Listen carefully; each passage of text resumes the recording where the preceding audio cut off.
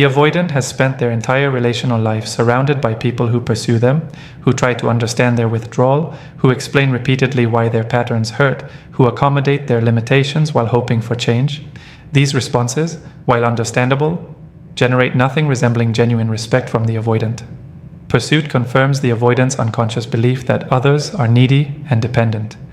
Attempts to understand their patterns feel like intrusion into defended territory. Explanations of hurt register as pressure and emotional demands. Accommodation signals that boundaries are negotiable and consequences are avoidable. The avoidant learns through these typical responses that they can maintain their defended position without cost, that their emotional unavailability will be tolerated indefinitely, that others will adjust themselves to fit the avoidant's limitations rather than requiring the avoidant to stretch beyond their defended comfort. Then the avoidant encounters someone different, someone whose response to avoidant patterns follows entirely unfamiliar logic. This person does not pursue when the avoidant withdraws. They do not attempt to decode the avoidant's defensive structure or explain why it hurts them. They do not accommodate the avoidant's limitations while hoping those limitations will eventually shift. Instead, this person demonstrates through consistent action rather than words that they possess something the avoidant has spent their life defending against developing, genuine self-worth that requires nothing from the avoidant, boundaries that hold regardless of the avoidant's response, capacity to walk away from what does not serve them without looking back. The avoidant watches this person choose themselves with calm certainty, maintain standards without defensiveness, live well without needing the avoidant's presence or validation. This response triggers something in the avoidant that pursuit and accommodation never could, genuine respect rooted in recognition that this person possesses internal strength. The avoidant lacks self-possession the avoidant has never developed, freedom the avoidant's defended position prevents them from accessing. The avoidant may never articulate this respect, may never act on it in ways that restore the relationship, but they carry it as permanent reference point for what strength actually looks like, for what self-respect actually means, for what they lost by remaining defended against someone who demonstrated through every action that they deserved, more than the avoidant could provide. When you maintain your boundaries without explaining or defending them, the avoidant has become accustomed to people who set boundaries, accompanied by lengthy explanations, justifications, and defenses against anticipated criticism. These explained boundaries communicate uncertainty, suggest the person setting them is not fully confident in their right to have limits, invite negotiation or pushback from the avoidant. When someone explains why they need a boundary, they implicitly communicate that the boundary requires justification, that its validity depends on whether the explanation is compelling enough, that the avoidant has standing to judge whether the boundary is reasonable. This uncertainty gives the avoidant power to dismiss the boundary, to argue against it, to suggest the person is overreacting or being unreasonable. When you maintain boundaries without explanation or defense, you communicate something entirely different that the avoidant recognizes at unconscious level as genuine strength. Your unexplained boundary states through its very delivery that you do not require the avoidant's agreement or understanding to honor your own limits. You are not seeking permission to have boundaries. You are not asking the avoidant to validate that your needs are reasonable. You are simply stating what you will accept and what you will not, holding to those limits regardless of the avoidant's response. This self-authorized boundary setting demonstrates internal locus of validation that the avoidant, who requires external positioning to maintain their defended self-concept, recognizes as superior to their own approach. The absence of explanation or defense also prevents the avoidant from engaging in their typical pattern of dismantling others' boundaries through debate. When you explain your boundary, you provide the avoidant with material to work with. They can question your reasoning, suggest alternative interpretations of events, argue that your needs are excessive given their limitations. The avoidant's intellectual capacity allows them to find holes in almost any explanation, to generate alternative frameworks that make your boundaries appear unreasonable. When you provide no explanation, you eliminate this entire dynamic. The avoidant has nothing to debate, no reasoning to dismantle, no justification to challenge. Your boundary simply exists as fact that the avoidant must either respect or reveal themselves as someone who violates others' stated limits. This unexplained boundary setting forces the avoidant to confront that your limits are not negotiable, not dependent on their agreement, not subject to their approval. The avoidant cannot argue you out of boundaries you have not bothered to justify. They cannot convince you that your needs are unreasonable when you have not presented your needs as requiring their validation. They face your boundary as immovable reality that exists independent of their perspective. And this immovability commands respect even from someone whose defensive structure typically resists all external influence. The avoidant also recognizes at some level that unexplained boundaries reflect genuine self-knowledge and confidence. People who thoroughly understand their own needs and trust their right to have them do not require extensive justification for their limits. They know what they need, know they deserve to have those needs respected, and communicate limits with a straightforward simplicity that comes from internal certainty. The avoidant, whose defended position prevents them from developing this kind of self-knowledge, encounters in your unexplained boundaries something they unconsciously recognize as more evolved than their own perpetual self-doubt, masked by defensive rigidity. Your refusal to defend your boundaries also demonstrates that you are not invested in changing the avoidant's perception of you. When people defend their boundaries, they reveal that they care whether the avoidant sees them as reasonable, that they want the avoidant's approval even as they set limits. This desire for approval while setting boundaries creates contradiction the avoidant can exploit. Your lack of defense communicates that the avoidant's opinion of your boundaries is irrelevant to whether you maintain them. You are not setting boundaries to get the avoidant to see you in a particular way. You are setting boundaries to protect your well-being, and whether the avoidant approves or disapproves does not factor into your decision to honor your own needs. The avoidant experiences this approach as refreshing departure from their typical relational dynamics. They have spent their life with people who seek their approval while trying to set limits, who justify their needs as if those needs require permission, who defend their boundaries as if boundaries are attacks requiring justification. Your unexplained, undefended boundaries communicate that you do not need anything from the avoidant, not their understanding, not their agreement, not their validation. This independence from the avoidant's perspective or approval represents exactly what the avoidant claims to value, yet rarely encounters in others. The consistency with which you maintain unexplained boundaries also earns the avoidant's respect in ways that flexible boundaries never could. When you state a limit and hold it regardless of the avoidant's response, regardless of their attempts to test or push against it, regardless of how their behavior might make you feel, you demonstrate reliability in your relationship with yourself. The avoidant watches you honor your own stated needs with the consistency they cannot provide in their relationships with others. This self-consistency represents integrity. The avoidant's defended position prevents them from developing, and they recognize it as strength even as their patterns prevent them from emulating it. Your unexplained boundaries also force the avoidant to take responsibility for their choices in ways explained boundaries allow them to avoid. When you explain why you need a boundary, the avoidant can focus on debating your reasoning rather than examining their behavior that necessitated the boundary. When you simply state the boundary without explanation, the avoidant must look at their own patterns to understand why the boundary exists. If you state that you are no longer available for inconsistent contact and offer no justification, the avoidant must examine their own inconsistency rather than examining the reasonableness of your need for consistency. This forced self-examination, while uncomfortable for the avoidant, generates respect because it refuses to let them externalize responsibility for their pattern's consequences. The avoidant may never tell you they respect your unexplained boundaries. They may respond with apparent indifference or with attempts to characterize your boundaries as cold or rigid. Yet beneath these defensive reactions, the avoidant carries awareness that your boundary setting reflects strength they lack. They recognize that someone who can set and maintain limits without seeking approval possesses self-worth that does not depend on others' validation. They understand that your refusal to explain or defend demonstrates confidence in your right to have needs and assert them. This recognition creates respect that persists even as the avoidant's defensive structure prevents them from acknowledging it directly or responding to it by changing their patterns. when you let them go without trying to make them understand. The avoidant has experienced departures characterized by final attempts to make them understand.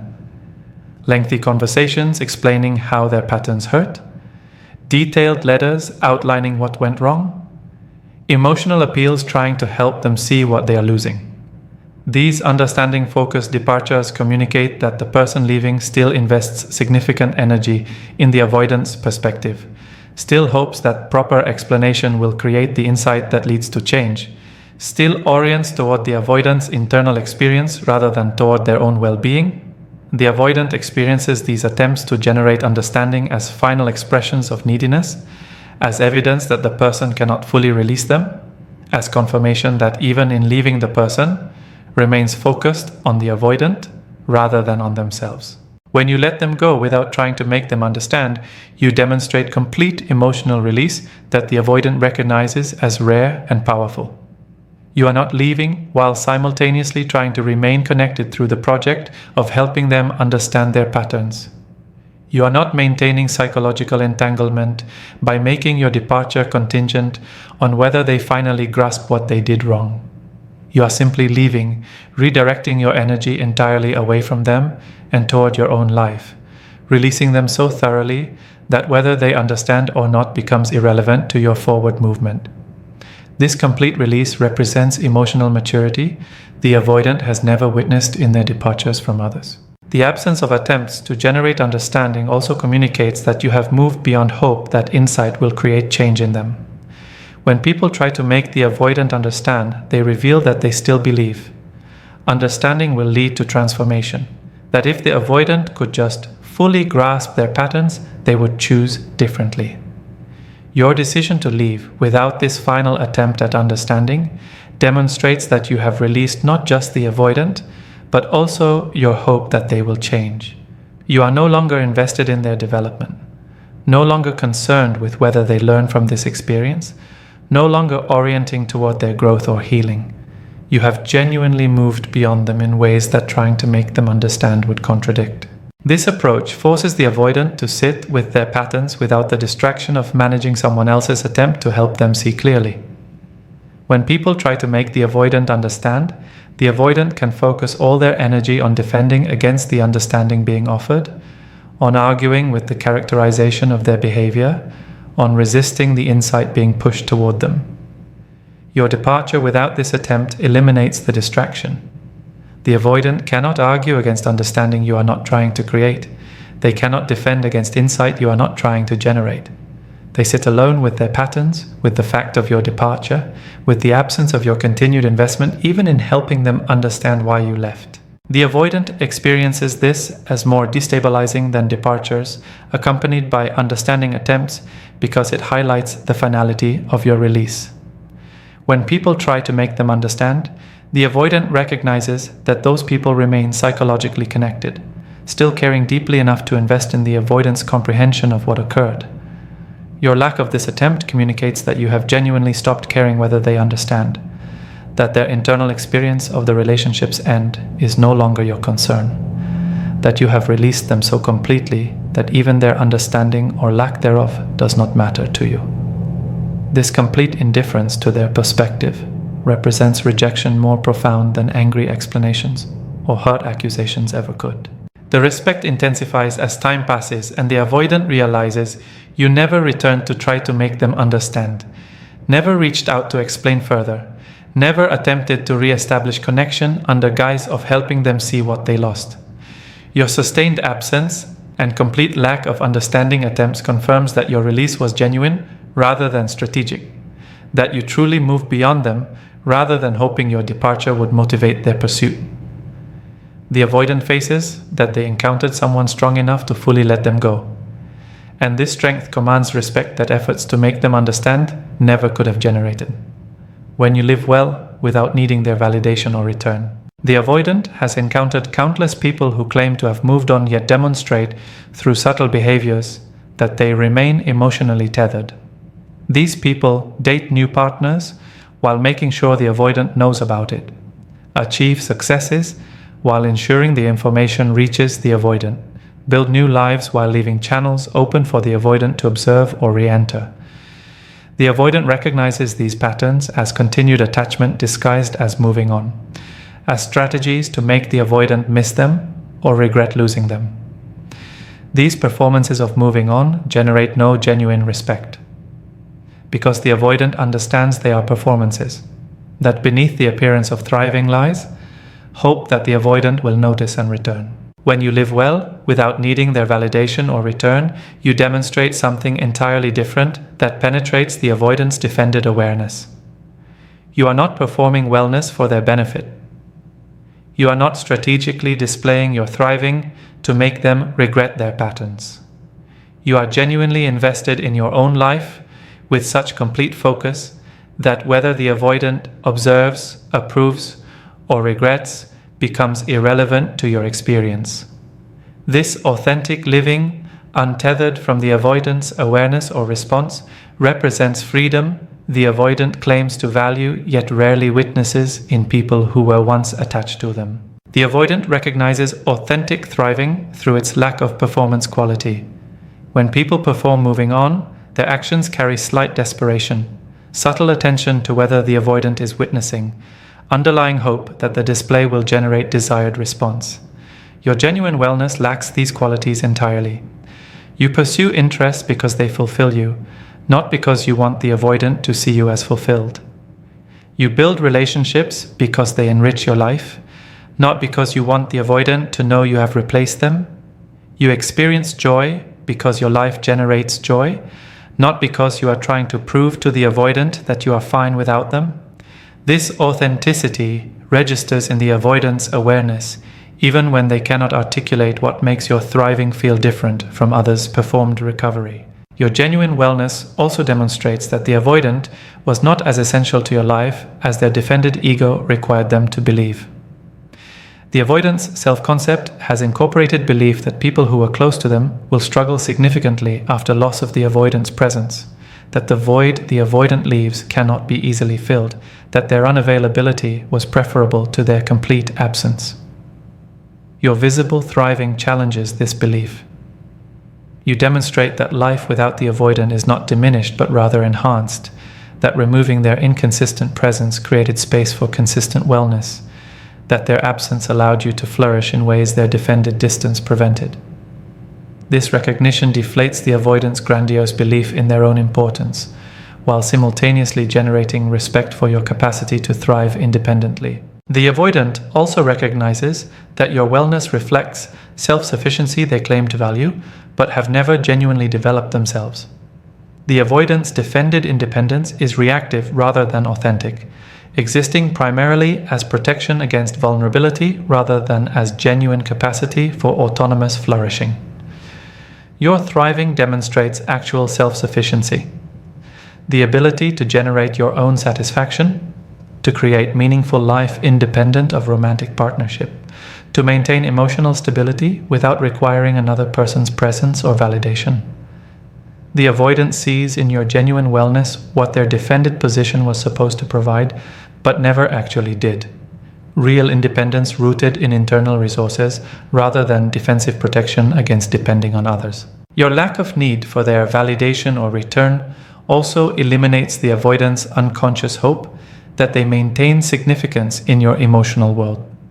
The avoidant may not want to return to the relationship, may have no intention of changing their patterns, yet they typically retain belief that they could return if they chose, that the door remains open because their former partner continues caring beneath whatever boundaries they have established. Your genuine thriving and complete lack of need for them closes this door permanently. The avoidant recognizes that you have not left the door open, have not maintained hope for their return, have not organized your healing around possibility of reunion. You have genuinely moved forward into life that no longer includes space for them. This permanent closure, while potentially painful to the avoidant's ego, generates deep respect because it demonstrates psychological health and strength the avoidant lacks. The avoidant's defended position prevents them from truly releasing people even as they push them away. The avoidant maintains imaginary connections to former partners, keeps them in psychological orbit, preserves belief that reconnection remains possible. Your complete release, evidenced by your genuine thriving without need for them, shows capacity for healthy endings that the avoidant has never developed. You can both care about someone and fully release them when they cannot meet your needs. The avoidant recognizes this as psychological sophistication that exceeds their own capacity.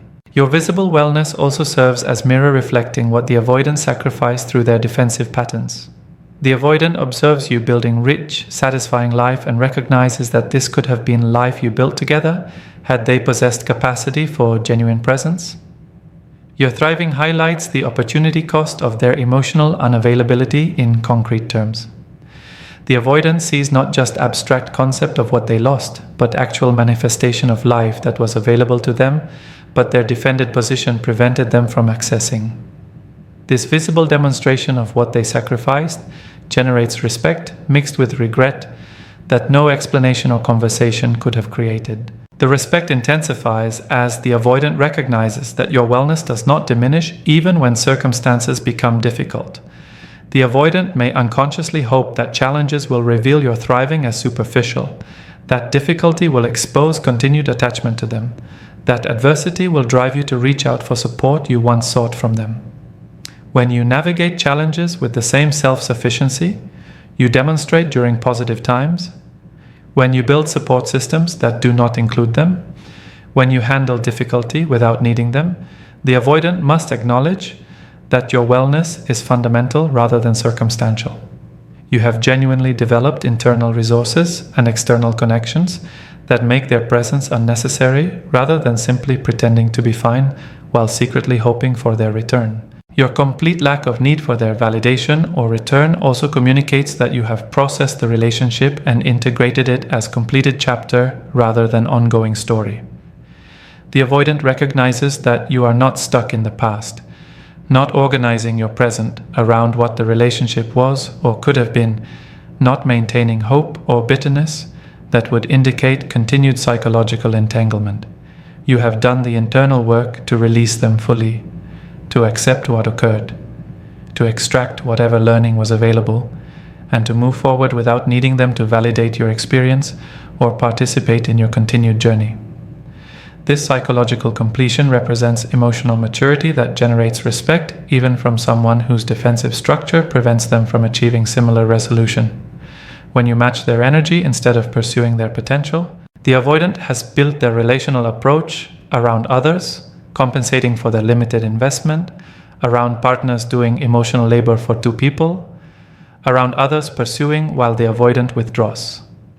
This dynamic has allowed the avoidant to receive relationship benefits while providing minimal effort, to feel desired without requiring reciprocal desire, to maintain defended position while others work to bridge the distance that position creates.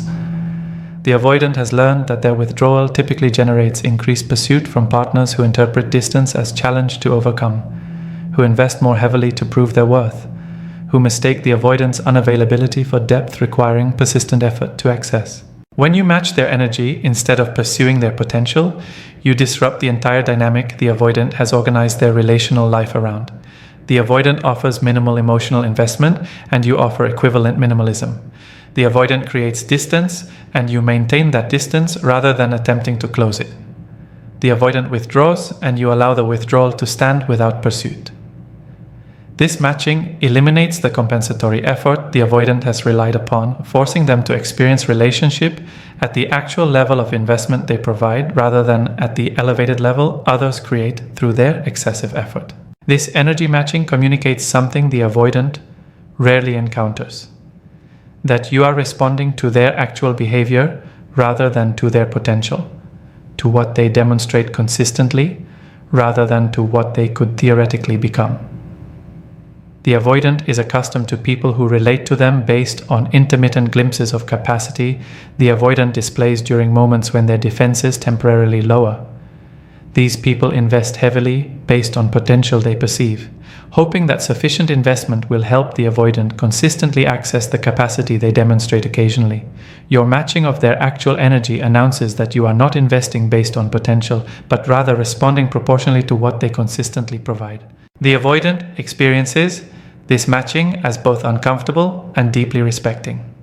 The discomfort emerges from the avoidant facing relationship at the actual poverty level their defended position creates, rather than at the artificially enriched level others' excessive effort generates. The avoidant must confront that relationship with them when others stop compensating for their limitations, feels empty and unsatisfying. This confrontation with the actual quality they provide forces recognition their defensive patterns typically allow them to avoid. Yet beneath the discomfort, the avoidant respects that you are holding them accountable through your behavior rather than through words, that you are treating them as responsible adult, capable of deciding their own level of investment, rather than as project requiring development through your superior effort. Your energy matching also eliminates the avoidant's ability to blame relationship dissatisfaction on your excessive needs or demands. When you pursued while they withdrew, when you invested heavily while they offered minimally, the avoidant could characterize the imbalance as stemming from your neediness rather than from their withholding. When you simply match their energy, providing exactly what they provide, the imbalance disappears and the poverty of the relationship becomes undeniably the avoidant's creation. The avoidant cannot claim you want too much when you are wanting only what they want, cannot suggest you are demanding when you are demanding nothing beyond reciprocation of the energy they themselves offer. This matching forces the avoidant to recognize that healthy relationship requires mutual effort rather than one person compensating for another's defended withdrawal. The avoidant faces that relationship cannot maintain itself on the minimal investment they provide, that connection requires sustained effort from both people, that their pattern of minimal investment only worked because others were providing double the necessary effort to create appearance of relationship. Your matching demonstrates that you will not be that compensating person, that you require actual reciprocity rather than accepting to do all the relational labor while the avoidant benefits from your effort without providing equivalent investment. The avoidant also confronts that their defended position becomes immediately visible when someone stops compensating for it. While others pursued and overinvested, the avoidance patterns remained somewhat obscured by the imbalance others created. The relationship appeared to function, even if poorly, because someone was doing sufficient work for two people. When you match their energy, the avoidance patterns become starkly apparent. The avoidant sees clearly that they create distance, offer minimal presence, withdraw consistently, provide insufficient investment for sustainable relationship. This visibility eliminates the avoidant's ability to maintain that their patterns are subtle or that others exaggerate their emotional unavailability. Your energy matching demonstrates self-respect that the avoidant recognizes as strength they lack.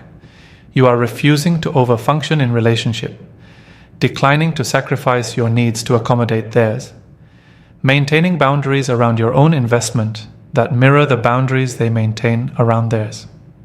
The avoidant watches you honor yourself by refusing to give more than you receive, by insisting on reciprocity rather than accepting one-sided effort, by treating yourself with the respect the avoidant fails to provide.